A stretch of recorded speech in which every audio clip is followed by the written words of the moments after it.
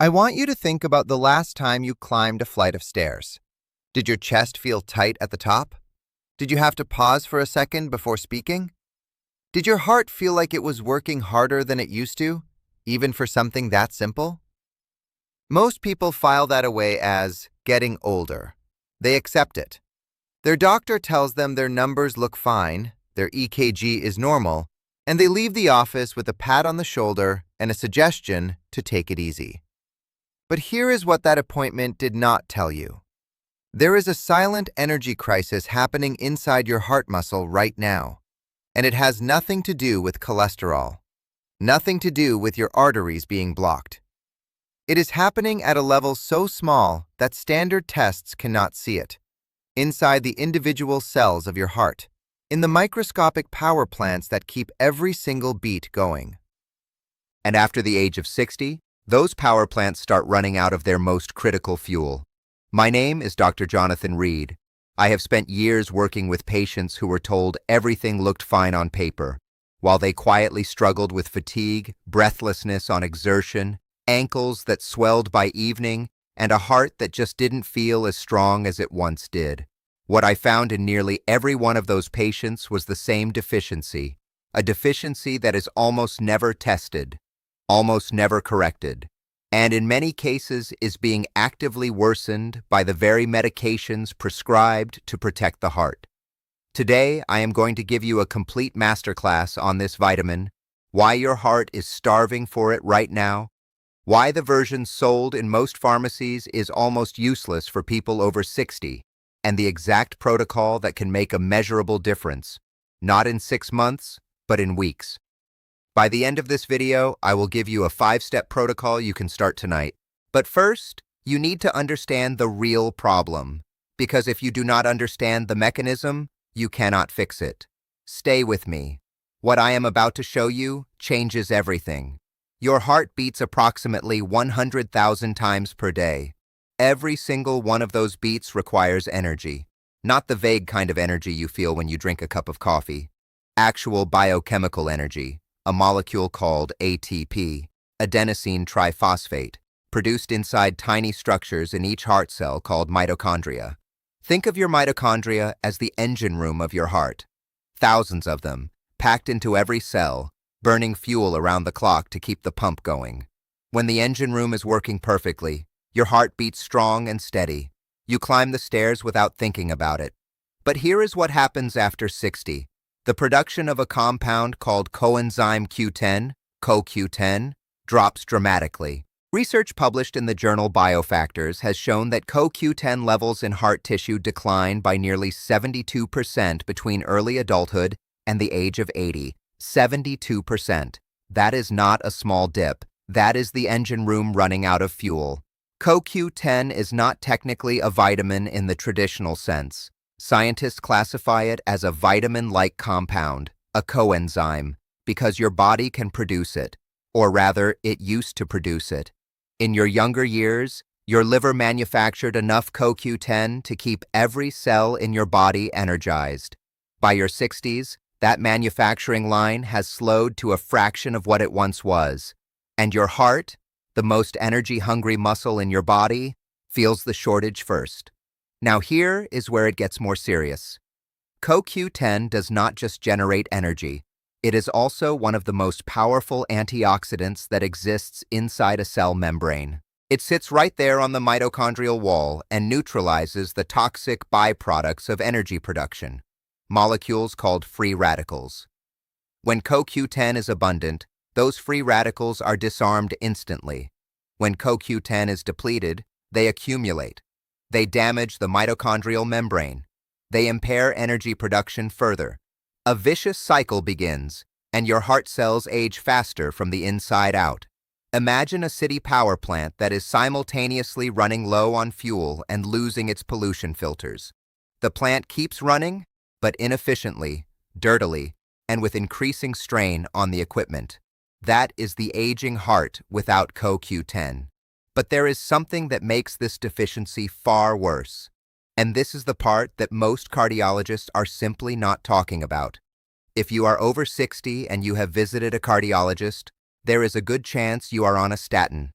atorvastatin, rosuvastatin, simvastatin. These are among the most commonly prescribed drugs in the world, and they do a real job of lowering LDL cholesterol. But statins work by blocking an enzyme called HMG-CoA reductase. That enzyme is the first step in your body's cholesterol manufacturing process. Here is the problem. That exact same pathway, the mevalonate pathway, is also the pathway your liver uses to manufacture CoQ10. When you block that pathway with a statin, you do not just lower cholesterol, you lower CoQ10 production simultaneously.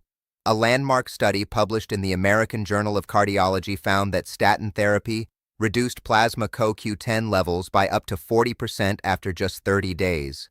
40% in 1 month. And most patients are on statins for years, even decades. So let me say this plainly. The drug prescribed to protect your heart from cardiovascular disease may be silently depleting the one compound your heart cells need most to produce energy and protect themselves. This is not a conspiracy. It is biochemistry. And it is rarely discussed at the pharmacy counter. I had a patient, let me call him Harold. Harold was 67, a retired school teacher, fit for his age, walked every morning. His doctor put him on a statin 2 years before I saw him. Within 6 months, Harold started noticing something strange. His morning walks felt harder, not because of breathlessness. His lungs were fine. It felt like his legs were heavy, like he was walking through deep water. He developed muscle aches he had never had before. His energy crashed. He told his doctor. His doctor told him it was normal, just the statin adjusting, and suggested he push through it. Harold pushed through it for 2 more years. By the time he came to me, he had given up his morning walks entirely. He believed his body was simply failing. We ran a CoQ10 panel. His levels were in the lowest quartile for his age group. We began a targeted protocol. I will tell you exactly what happened to Harold before this video ends. But first, we need to talk about why the CoQ10 at your pharmacy is probably not doing you much good. Walk into any pharmacy or health food store, and you will find CoQ10 on the shelf. You might already be taking it. And if you are, there is a high probability that most of it is passing straight through you without reaching your heart cells. Here is why. CoQ10 is a fat-soluble compound. To be absorbed, it needs to dissolve in fat, pass through your intestinal wall, and be transported through your lymphatic system into your bloodstream. That process is inefficient under the best of circumstances.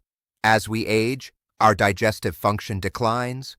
We produce less bile, the substance that helps dissolve fat-soluble nutrients, and our intestinal absorption capacity decreases. Studies show that standard ubiquinone, the oxidized form of CoQ10 found in the majority of supplements, has bioavailability of less than 3% when taken on an empty stomach. Even with food, absorption is poor. But here is the part most labels do not tell you. There are actually 2 forms of CoQ10. Ubiquinone is the oxidized form. Ubiquinol is the reduced active form, the form that is ready to go to work immediately inside your cells without requiring conversion. Your body can convert ubiquinone to ubiquinol when you are young. As you age past 60, that conversion becomes increasingly inefficient. Some researchers estimate that elderly individuals convert as little as 10 to 15% of ubiquinone into the active form. So if you are taking 100 milligrams of standard CoQ10, your heart may be receiving the equivalent of 10 to 15 milligrams of the form it can actually use. Ubiquinol is different. Because it is already in the active reduced state, it does not need to be converted. It enters cells ready to function. Research published in the journal Nutrition has shown that ubiquinol achieves 2 to 3 times higher blood plasma concentrations than the same dose of ubiquinone in older adults. In people over 60, that gap is even larger. When you go to buy CoQ10, flip the bottle over. If the label says ubiquinone and nothing else, put it back.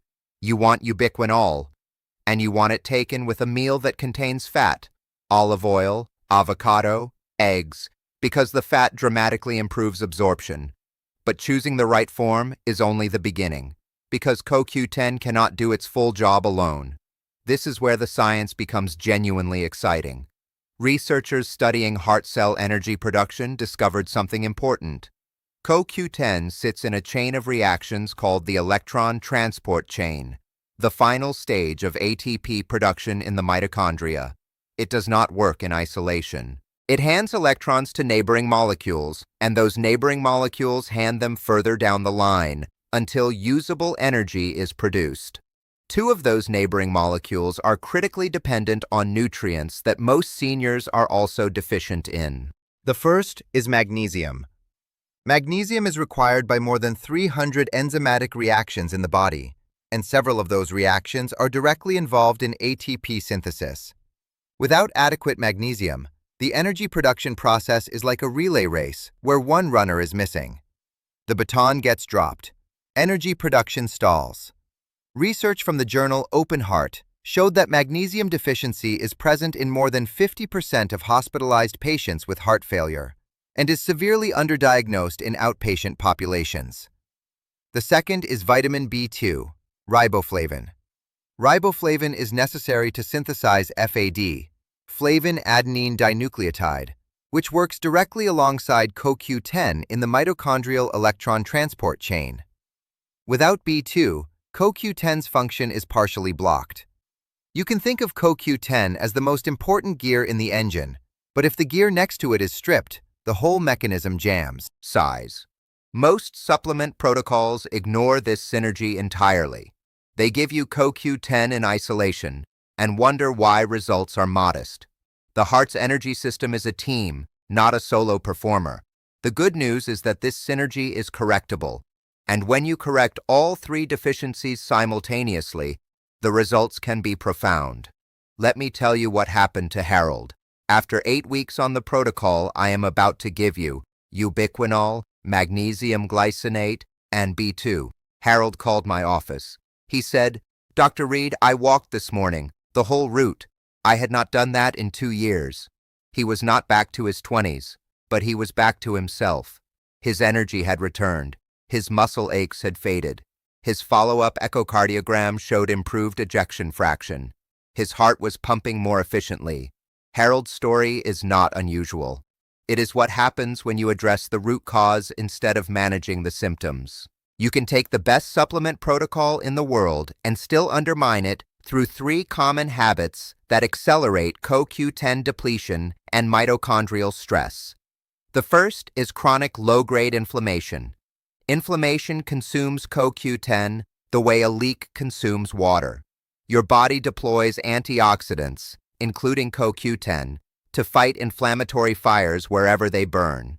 If your diet is high in processed seed oils, sunflower, canola, soybean, corn oil, your cell membranes are packed with omega-6 fatty acids that drive inflammation. Your CoQ10 is being burned fighting fires instead of fueling your heart. The fix is replacing those oils with stable anti-inflammatory fats: olive oil, avocado oil, butter. This single shift reduces the inflammatory burden on your cardiac mitochondria more than almost any supplement can. The second is sedentary behavior. But the solution here is not what you might expect. Intense exercise actually increases CoQ10 demand in the short term, which can be stressful on a depleted system. What research shows consistently benefits cardiac mitochondrial health is moderate zone 2 aerobic activity. Walking at a pace where you can hold a conversation but feel like you are working. 20 to 30 minutes daily. This stimulates a process called mitochondrial biogenesis. Your cells literally build new mitochondria. You are not just burning calories. You are expanding the engine room. The third is poor sleep. During deep sleep, your heart rate drops and your heart enters a partial recovery cycle. This is when mitochondrial repair processes are most active. Research from the European Heart Journal found that people sleeping fewer than 6 hours per night had significantly elevated markers of cardiac oxidative stress. Oxidative stress destroys CoQ10. If you are sleeping poorly and wondering why the supplement is not working, the recovery window has closed. Prioritizing sleep is not optional. It is the foundation everything else rests on. The most common question I hear is, how long before I notice a difference? Your heart did not become energy depleted overnight. This happened over years, possibly over a decade, of gradual CoQ10 decline. Rebuilding tissue levels takes time. The first 2 to 3 weeks are what I call the saturation phase. CoQ10 levels in your blood are rising, but you may feel nothing yet. This is normal. Do not stop. Weeks 3 to 6 are the activation phase. Many patients begin to notice subtle changes. They are less winded climbing stairs. They feel more alert in the afternoon instead of hitting an energy wall. Their sleep feels more restorative. These are signals that mitochondrial function is improving. Months 2 through 4 are the regeneration phase. This is where the more meaningful changes tend to occur. Measurable improvements in exercise tolerance, reduced leg swelling in the evenings, a heart that feels steadier and stronger. Now, a warning. There are specific situations where you must speak to your physician before starting CoQ10. If you take warfarin, a blood thinner, CoQ10 can have a mild blood thinning effect and may alter the medication's action. Your INR should be monitored if you begin supplementing. If you have a history of hypoglycemia, CoQ10 may modestly lower blood sugar, which is generally beneficial but should be tracked. And if you are pregnant or breastfeeding, CoQ10 supplementation should only be done under direct medical supervision. These are not reasons to avoid CoQ10. They are reasons to be smart about it. The goal is to build health, not create new variables without oversight. When mitochondrial function begins to improve, the heart muscle may briefly feel different. Some patients describe a sensation of their heart feeling more present, more noticeable, occasionally more forceful. This is not a cause for alarm. It is the sensation of a stronger, more efficient beat, replacing the quiet, sluggish rhythm of an energy-depleted heart. But any symptom you are not sure about, any irregular heartbeat, any chest discomfort, any new or worsening breathlessness, should always be evaluated by your doctor. Let me bring everything together into a concrete protocol you can begin tonight. I call this the Heart Revive Protocol. 5 steps, 3 nutritional and 2 lifestyle-based. Together, they address the full mechanism of cardiac energy depletion. Step 1 is your morning anchor. With your breakfast, and breakfast must contain fat, eggs, avocado, or full-fat yogurt, take ubiquinol CoQ10 at a dose of 200 milligrams, not ubiquinone, ubiquinol. This is non-negotiable. The fat in your meal dramatically increases absorption. This is the engine fuel. Step 2 is your mitochondrial team. Take riboflavin, vitamin B2, at a dose of 25 to 50 milligrams with the same meal. This activates the electron transport chain alongside CoQ10 and prevents the relay race from breaking down. Most standard B complexes do not contain enough B2, so look for a standalone supplement or a product where B2 is clearly listed at this dose. Step 3 is your evening repair. Magnesium glycinate, 300 to 400 milligrams, taken with dinner or before bed. Magnesium glycinate is the preferred form because it is gentle on the digestive system and well absorbed. It supports over 300 enzymatic reactions, calms the nervous system for better sleep, and directly supports ATP synthesis. Avoid magnesium oxide. It is cheap, poorly absorbed, and mostly causes digestive discomfort.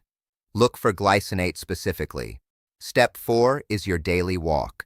20 to 30 minutes at a comfortable but intentional pace, after your largest meal if possible, to help manage blood glucose before it can drive oxidative stress in your heart cells. This walk is not exercise for your waistline. It is medicine for your mitochondria. Step 5 is the oil change. Starting today, remove the vegetable seed oils from your kitchen. Soybean, canola, sunflower, corn oil. These are the pro-inflammatory fats packing themselves into your cell membranes and burning through your CoQ10 reserves. Replace them with olive oil, avocado oil, or butter. This single shift reduces the inflammatory burden on your cardiac mitochondria more than almost any supplement can. That is the protocol. 5 steps, all of them actionable today. Now here is what I want to say to you before you close this video. Your heart has been working for you every single minute of your life. It has never taken a day off. When it starts to feel less powerful, that is not a surrender. It is a signal. It is your heart telling you that the fuel line needs attention. The energy crisis inside your cardiac cells is real, but it is not irreversible. The research is clear, the mechanism is understood, and the tools exist. You now hold that information. Your body has not given up on you. Harold's heart had not given up on him. It was waiting for the right fuel. I want to challenge you to commit to this protocol for 30 days. Just 30 days. Keep a simple note on your phone. Each morning when you take your ubiquinol, write down how you feel. Rate your energy on a scale of 1 to 10. Note your breathlessness on stairs.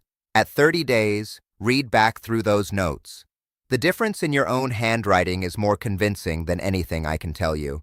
And please, share this video with someone you love who is struggling with fatigue or heart concerns and has been told that everything looks fine. Sometimes the most important health information comes not from a prescription pad, but from a conversation between people who care about each other.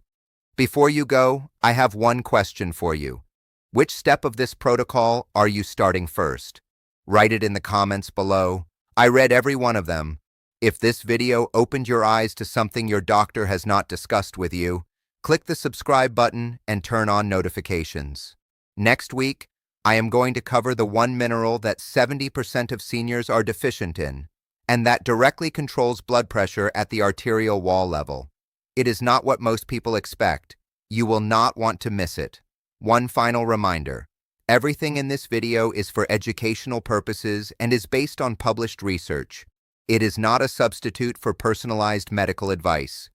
Please discuss any supplement changes, especially if you take blood thinners, diabetes medication, or heart medication, with your physician before beginning. I am Dr. Jonathan Reed. Your heart has carried you this far. Now it is your turn to carry it.